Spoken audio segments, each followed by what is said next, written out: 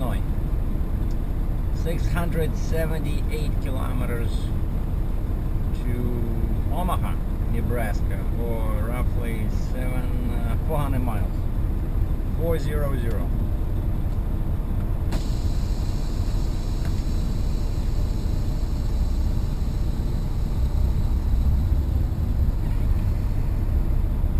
Brake check. I usually pull my trailer handle when I start moving, just to see if the brakes on the trailer work.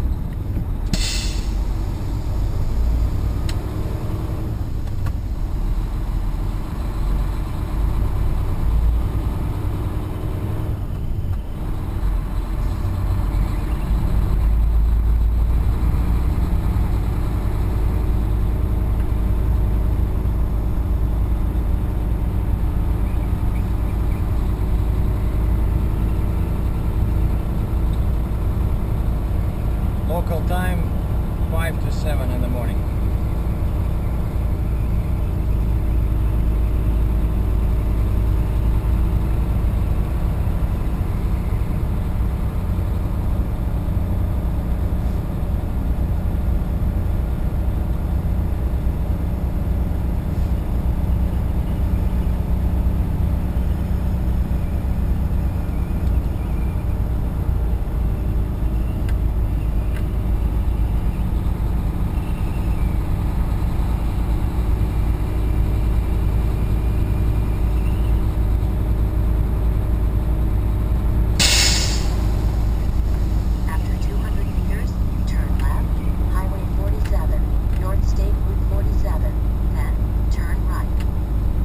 That's my pusher axle going down.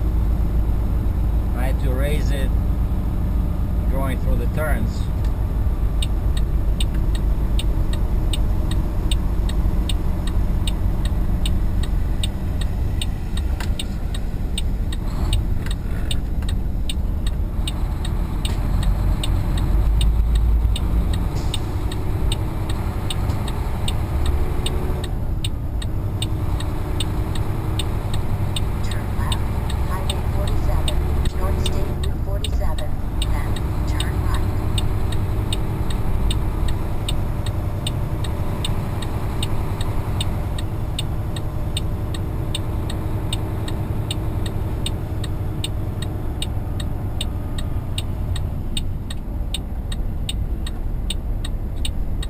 The guy in the front has a license plate from New York.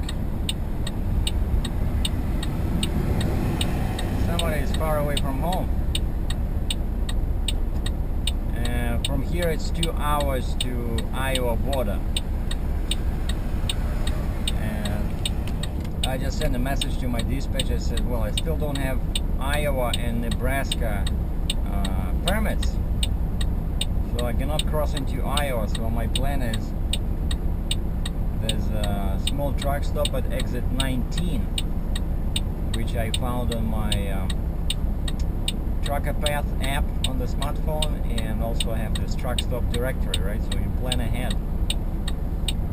We're gonna stop because, and this Trucker Path also shows scales, like inspection stations, and I definitely don't want to go into Iowa, and get caught without a permit.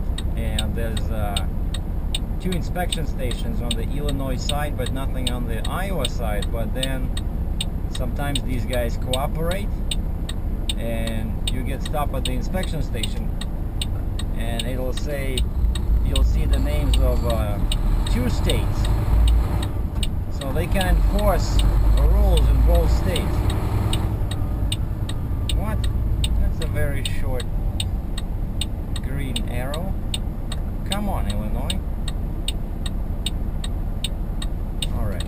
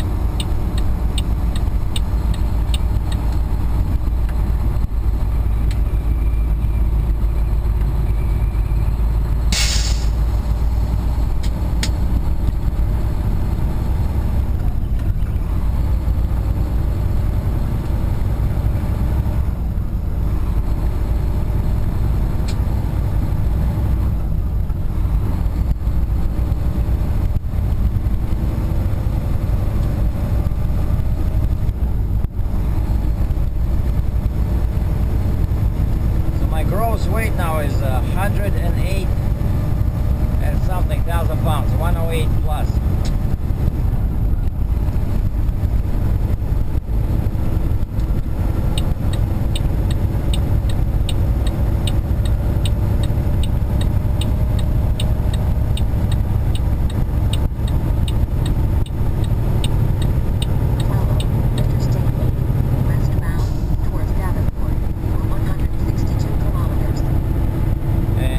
Accelerate when upshifting to at least 1500 RPM, otherwise the truck is not going to pull in the next gear.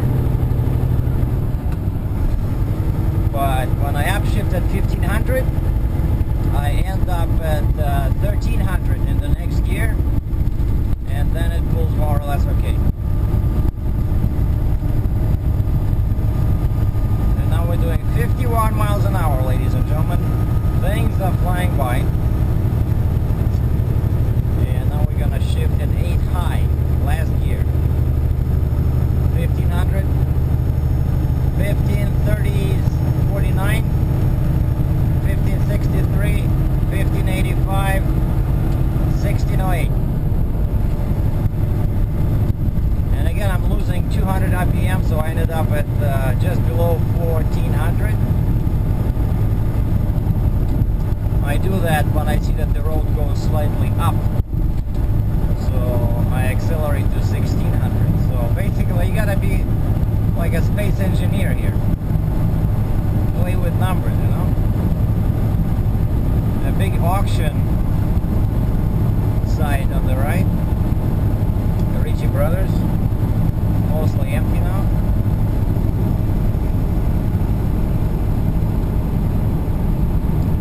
And that's it. Now I just set the cruise control.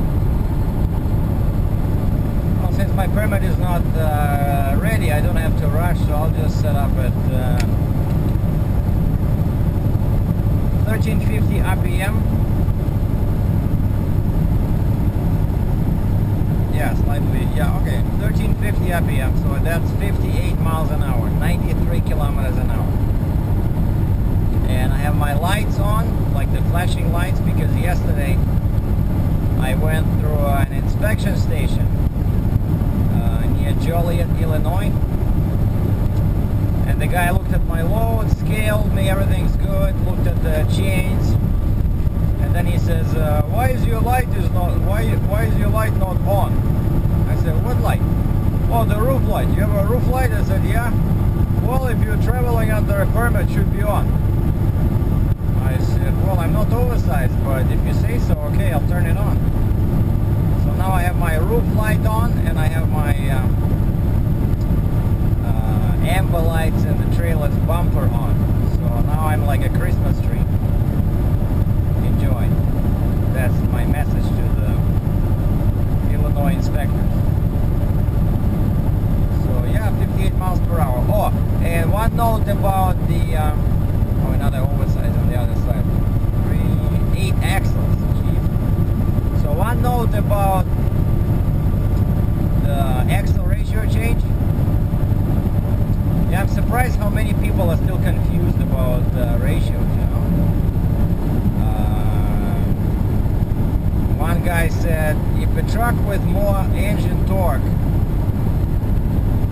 is passing you, but he has a faster numeric, you know, like lower numeric number, he will still beat you. Basically, he was saying that axle ratios don't matter. What matters is that the torque at the engine, which is absolutely wrong. Because if you look at the torque, what is torque? You take a big wrench and you try to turn a nut, right? If your wrench is 1 foot long and you apply 200 pounds of torque, that's 200 pounds per foot, right? To turn a nut, let's say. So if your wrench is 2 feet long, you only need to apply 100 pounds of torque to achieve the same effect. So that nut will just fly off the thread. So distance is important, right? Distance multiplies torque. And when you use gear, gears, that's what happens. You increase distance because now the wheels turn, they do more RPM and stuff like that. Just, you guys, come on, I know what I'm doing, okay? So that's the thing with when you have a small engine, you can just use a high numeric number for axle ratio, and you can compensate the lack of torque and power. So easily using axle ratios, you can achieve the same effect to the ground as the guy with the big engine, but fast axle ratio or a low numeric number. Like, yeah, he will fly at 70 miles an hour, but that's not my point here. I'm pulling heavy loads. I'm staying under 60. Like you see now, I'm driving at 58. And what's gonna happen when I change my ratio? So now let's say I'm 58 miles per hour, and RPM shows 1355 RPM. So I know for a fact that when I put in 410 instead of the existing 391, the RPM will go to, I have a table here on the right, 1425.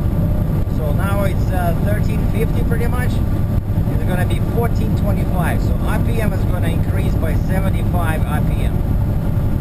And why is that a good thing? Because on the level road, it's fine. I don't need that. But when the road goes up a little bit, that's when that extra RPM gives you extra torque. Okay, so don't get me started on torque and horsepower, because I'm coming from a big engine from Cat that had at one point over 2,000 torque and 550 horsepower. It was dyno tuned, so I know about power, and now I'm just trying to get at least part of what I had before. But of course this truck is much better. This truck was built for heavy haul, heavy frame, you know, heavy axles. There's no comparison with the International, but the engine just needs a little bit help from rear ends, you know. So that's all I'm saying. So yeah, this method would not work for somebody who's driving on flat lands in Oklahoma or I don't know, Texas, and likes to drive at 75 miles per hour. Then of course these people would not understand. Why are you increasing the number on your axle ratio? Like, why are you making it slower? Yeah, that's why, because I need more torque for heavy loads. I'm not flying 75 or 100 miles an hour like you guys do. So okay, let's move on, okay? And I'll do a video for sure if they allow me to film inside the shop, so you guys can see what the process is of, actually it's a lot of work